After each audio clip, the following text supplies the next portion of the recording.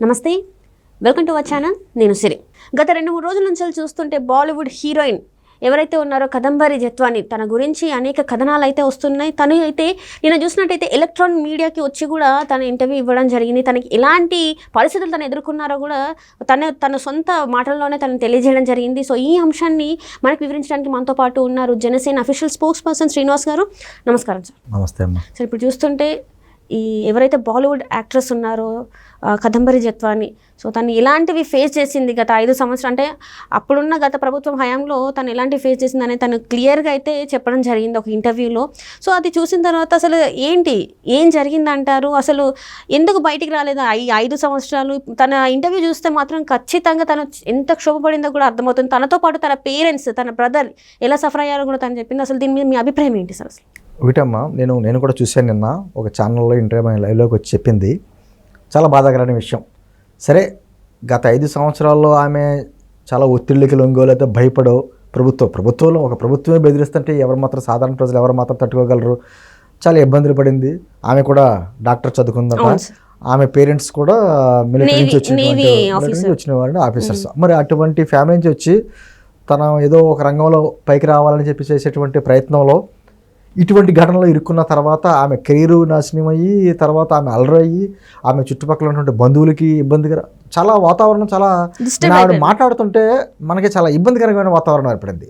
అంటే గత 5 సంవత్సరాల్లో అధికారాన్ని అడ్డం పెట్టుకుని వైఎస్ఆర్ కాంగ్రెస్ పార్టీ వారి నాయకులు ఎటువంటి దురాఘాతాలు చేశారంటే ఒక్కొక్కటి మనకు వస్తున్నాయి. అప్పట్లో ఒకటి అంబటి ఎపిసోడ్, అవంతి ఎపిసోడ్, తర్వాత ఏమో గోరెంట్ల ఆ మాధవ్ ఎపిసోడ్ ఒకటి, విజయసాయిరెడ్డి ఒకటి, టెక్కల ఫైల్స్ ఒకటి, ఇప్పుడు మళ్ళీ ముంబై ఫైల్స్. అంటే కొత్తగా మర్చిపోయారు మధ్యలో అనంతబాబు. ఇవన్నీ అంటే వీళ్ళందరూ కూడా ప్రజాప్రతినిధులు అంటే ఏ విధంగా ఉండాలి అనేది గతంలో ఒక మార్క్ ఉండేది. వాళ్ళ వ్యక్తిగత జీవితాలు ఎలా ఉన్నా కూడా సమాజానికి మాత్రం ఆదర్శంగా ఉండేవారు. అటువంటి స్థానంలో ఈ రోజున శాసనసభలో కావచ్చు, శాసన మండలిలో కావచ్చు, పెద్దల సభ అంటాం, ఎటువంటి వ్యక్తులను పంపిస్తున్నారు, ఇటువంటి వ్యక్తులు పంపించారు గత 5 సంవత్సరాల్లో అన్నది మనకు ఒక్కొక్కటి అర్థమవుతుంది. అంటే గత 5 సంవత్సరాల్లో వీళ్ళు చేసినటువంటి కార్యక్రమాలు, నేను అది అందుకనే అంటాను, వాళ్ళ నాయకుడేమో సెట్టింగ్లు వేసుకుంటున్నాడు, వీళ్ళందరూ కూడా సెటప్లతో ఉన్నారు. ఇదే కార్యక్రమం ఏదైనా ఉందా ఒక్కొక్కటి. ఈరోజు ఈ ఎపిసోడ్లో ఎంత భయంకరంగా అంటే, గతంలో ఆ అమ్మాయి ముంబైలో ఒక పారిశ్రామికవేత్తకు సంబంధించి ఇది కేసు పెడితే ఆ కేసు విషయంలో మాఫీ చేయడానికి ఈ విషయాన్ని ముందుకు తీసుకొచ్చి ఈ నాటకాన్నంతా నడిపినందుకు వైఎస్ఆర్ కాంగ్రెస్ పార్టీకి సంబంధించినటువంటి ఒక పెద్ద ఆయన్ని, గతంలో అన్నీ నేనే అని చెప్పుకున్నటువంటి ఒక సలహాదారుడు, వారి భార్యకి 5 కోట్ల నెక్లెస్ కూడా బహుమతి కలిగిందట, ఈ వార్తలు వస్తున్నాయి. సరే, ఇంకా అధికారి సంగతి చెప్పకల్లా. కమిషనర్ ఆఫ్ పోలీసు ఏ విధంగా మేఘాల మీద 2వ రోజున ఛార్జ్షీట్ పెట్టేసుకుని ఇక్కడి నుంచి ముంబై వెళ్ళి అరెస్ట్ చేసి తీసుకురావడం, 40 రోజులు ఆ అమ్మాయిని జైల్లో పెట్టడం, ఆ అమ్మాయికి ఎటువంటి లాయర్లు కూడా అందుకోనివ్వకుండా, ఎవరికైనా ఎటువంటి క్రిమినల్ కేసు పెట్టిన వాళ్ళకైనా లాయర్లు ఉంటారు, అటువంటిది కూడా దక్కనివ్వకుండా మానసిక హింస, ఆ అమ్మాయిని మళ్ళీ గెస్ట్ హౌస్లో పెట్టి టార్చర్ పెట్టడం, ఇంకా వ్యక్తిగతంగా ఆ అమ్మాయిని ఎంత కొంగతీయాలో అంత కొంగతీశారు. అంటే మాట్లాడితే మేము విలువలకి విశ్వసనీయతగా మారిపోయారు అని చెప్పుకుంటాడు జగన్మోహన్ రెడ్డి. ఆయన వెనకాలన్నటువంటి ఈ నాయకులు చేసేటువంటి ఒక్కొక్క భాగవతం, తెర వెనక భాగవతం ఇంకెన్ని వస్తాయో, ఇప్పుడు ఒకటే ఎండింగ్ అయిపోలా, ఒకటి వెనకాల ఒకటి రకరకాలైన కార్యక్రమాలు వస్తున్నాయి. అంటే మా పాలనలో అందరూ సుఖ సంతోషాలతో ఉన్నారు, మేము దిశ యాక్ట్ పెట్టుకొచ్చాం, ఆడపిల్లలందరూ ఆ ఫోన్లో ఆ యాప్ పెట్టుకుంటే చాలు రక్షణ కలుగుద్ది అనేటువంటి మాటలన్నీ చెప్పుకుంటే గత 5 సంవత్సరాల పాలన చేశారు. వీళ్ళు ఎక్కడ ఎన్ని అత్యాచారాలు జరిగినాయి, ఎంతమంది ఆడపిల్లలు బలైపోయారు. దిశ ఆ చట్టం తీసుకొచ్చి ఒక దిశ పోలీస్ స్టేషన్ పెట్టారు రాజమండ్రిలో. ఆ పోలీస్ స్టేషన్ ముందు ఒక అమ్మాయిని రేప్ చేసి ఆ పోలీస్ స్టేషన్ ముందే పడేశారు. ఇప్పటికి దిక్కులేదు. సీఎం గారు, గత మాజీ ముఖ్యమంత్రి గారి ఇంటికి 1 కిలోమీటర్ దూరంలో అత్యాచారం చేసినటువంటి వ్యక్తుల్లో వ్యక్తి ఇంకెప్పటికి దొరకలా. నేను అంటుంది, గతంలో కూడా హోమ్ మినిస్టర్గా మహిళలు ఉన్నారు. ఇన్ని రకాలుగా మాటలు చెప్పి ఏ విధంగా ప్రజలను మోసం చేశారు. అధికారం అయిపోయిన తర్వాత ఈ రోజుకి కొత్తగా మీరు చెప్తున్న, ఇందాక మేము ప్రస్తావించినటువంటి ఎమ్మెల్సీ అనంతబాబు, అతను ఎటువంటి వ్యక్తితో దళితుడిని హత్య చేసి డోర్ డెలివరీ చేసిన వ్యక్తి, ఈ రోజున అతని చీకటి భాగవతాలన్నీ బయటకు వస్తున్నాయి. అంటే కేవలం అధికారాన్ని అడ్డం పెట్టుకుని ఎన్ని రకాలుగా దౌర్జన్యాలు, అవినీతి, అది వేరే విషయం. ఈ విధంగా మహిళల్ని ఇన్ని రకాలుగా ఇబ్బందులు పెట్టారు అనేటువంటి చీకటి భాగవతాలు ఒక్కొక్కటి వెలుగుతూ వస్తున్నాయంటే సిగ్గుతో తలదించుకోవాలి. నిజంగా నేను ఒక వ్యక్తి అన్నాడు, నిజంగా అమ్మాయి మాట్లాడుతుంటే మనం ఇటువంటి ఆంధ్రప్రదేశ్లో మనం పుట్టామా, ఇటువంటి నాయకుల పాలనలో మనం పెరిగామా, సిగ్గుపడుతున్నామా అని చెప్పి మాటలు మాట్లాడారు. అంటే నిజంగా వాస్తవం. అప్పుడు ఆ అమ్మాయి చెప్పిన ఉదంతం నిన్న నేషనల్ మీడియాలో కూడా వచ్చింది.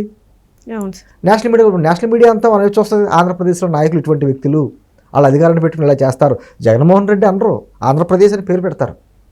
నిజంగా ఆ పేరు రావడం వల్ల మొత్తం అందరికీ చీకటే కదా, ఒక బ్లాకే కదా అది అని అంటుంది. ఖచ్చితంగా ఎవరైతే ఆ అమ్మాయికి ఉదంతానికి సంబంధించి అధికారులు ప్రభుత్వంలో ఉన్నటువంటి నాయకుల మెప్పు కోసం ఆగమేఘాల మీద ఉరుకు పరుగులు తీసి అరెస్టులు చేసి రకరకాల కార్యక్రమాలు చేసిన పోలీసు అధికారులు ఎవరైతే ఉన్నాయో వాళ్ళ పేర్లు అయితే బయటకు వచ్చినాయో, ఈరోజు డీజీపీ గారు కూడా స్టేట్మెంట్ ఇచ్చారు, ఖచ్చితంగా మేము విచారణ చేస్తున్నాం, వాళ్ళ మీద చర్యలు తీసుకుంటున్నామని. మాటలు కాదు, ఇమ్మీడియట్ యాక్షన్ కనిపించాలి అక్కడ.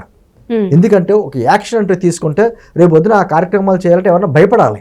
అది లేకుండా తూతు మంత్రంగా విచారణ జరుపుతున్నాం, ఏదో దారిలో ఉంది, ఇటువంటి మాటలు చెప్పడం వల్ల ఇటువంటి ఉపయోగం లేదు. ప్రభుత్వం కూడా సీరియస్గానే ఈరోజు దృష్టి కేంద్రీకరించింది, చర్యలు తీసుకుంటున్నామంటున్నారు.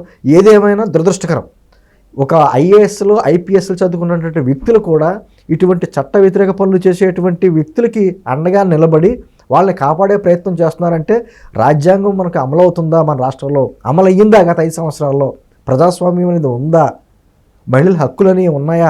ఎక్కడో కలకత్తాలో ఇన్సిడెంట్ జరిగితే దేశం అంతా మనం హల్చల్ జరిగింది.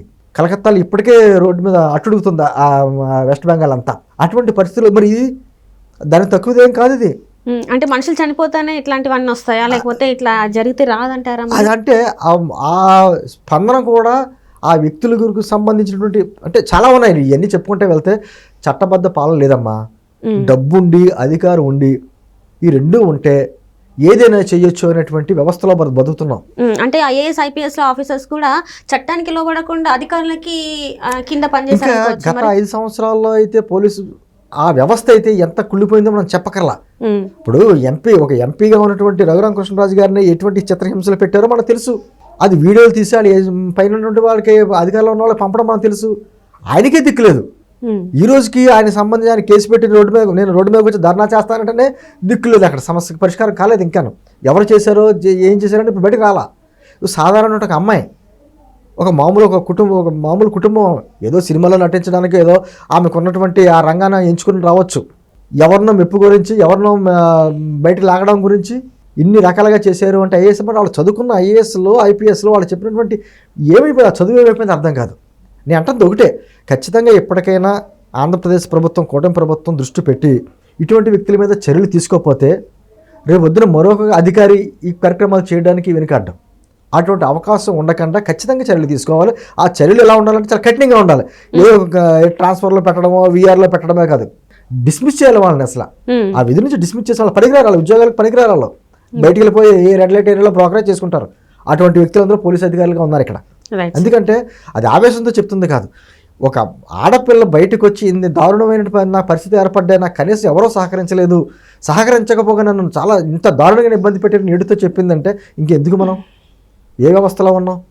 అంటే కేవలం రాష్ట్రాన్ని అభివృద్ధి చేయడం అనేది కాకుండా ఇప్పుడు మన పంటలోనమ్మా కలుపు మొక్కలు కూడా పెరుగుతాయి, అవి తీయకపోతే పంటకు నష్టం. ఇటువంటి అధికారులను కానీ ఇటువంటి నాయకుల కానీ మీద ఇమీడియట్గా యాక్షన్ తీసుకోకపోతే ఖచ్చితంగా మన రాష్ట్రానికి చెడ్డ పేరు, దానివల్ల అనేక ఇబ్బందులు కూడా మనం కూడా ఎదుర్కోవాల్సి వస్తుంది. Right sir, right. Thank you so much sir.